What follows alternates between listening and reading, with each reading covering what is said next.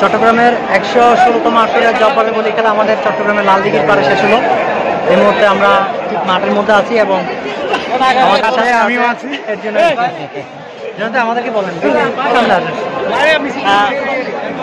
আসলে যেটা বলতে চাচ্ছি যে আমাদের চট্টগ্রামের ঐতিহ্যবাহী জব্বারের বলি খেলা হচ্ছে এটা। আর এখন মাঠে আসলে অনেক মানুষ, অনেক জায়গা থেকে যারা মানুষ আসছে তারা এখন যাওয়ার জন্য প্রস্তুত হচ্ছে। আচ্ছা, আমরা একটা আমাদের বড় ভাই যা বলি আচ্ছা একটু আমি প্রশ্ন করি, আপনি ব্যক্তিগতভাবে বলবেন চট্টগ্রামের ঐতিহ্যবাহী লালদিঘির মাঠে জব্বরের বলি খেলা হয়, এখানে আসলে আপনার কি মনে হয়?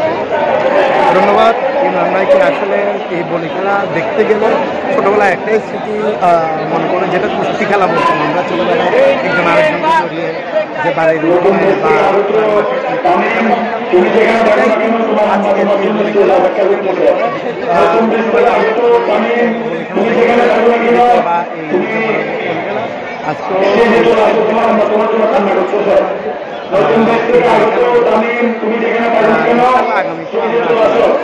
সুশৃঙ্খলভাবে বলি খেলা।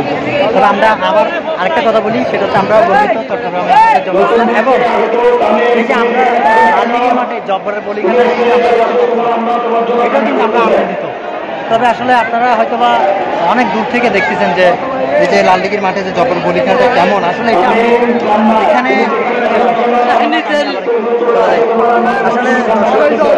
আসলে যেটা বলতে চাচ্ছি যে চট্টগ্রামে এই লালদিঘির মাঠে তখন যদি আপনি না আসেন বুঝতে পারবেন না যে জব্বরের বলি খেলায় যে কি পরিমাণ মানুষ হয়। আর এই জব্বরের বলি খেলাটি শেষ, এখন স্টেজের মধ্যে এখন যার যেমন ইচ্ছা উঠতেছে, কারণ এটার মধ্যেই কিন্তু চ্যাম্পিয়ন হলো, সে হচ্ছে যে কুমিল্লার বাঘা বলি যাকে বলে, সে এবার চ্যাম্পিয়ন 2025 সালে চ্যাম্পিয়ন হলো।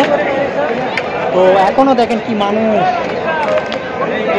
খেলা শেষ তারপরও এই ঐতিহ্যবাহী লালদিঘির মাঠে এরা বলি আসলে আমাদের চট্টগ্রামের এই জব্বরের বলি খেলাটা এটা হচ্ছে ঐতিহ্য।